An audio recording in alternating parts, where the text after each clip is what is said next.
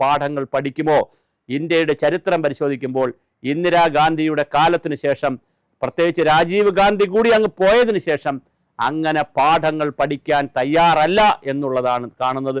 അല്ലെങ്കിൽ എന്തുകൊണ്ട് പുതിയ പുതിയ നേതാക്കളെയും നേതൃത്വത്തെയും ഉള്ളവരിൽ മിടുക്കരെയും താഴെ സ്റ്റേറ്റുകളിൽ നിൽക്കുന്നവരെ മിടുക്കരായി ദേശീയ തലത്തിലേക്കും പുതിയ ആളുകളെയും എന്തുകൊണ്ട് കൊണ്ടുവരുന്നില്ല എന്നുള്ളൊരു ചോദ്യം വളരെ പ്രധാനമാണ്.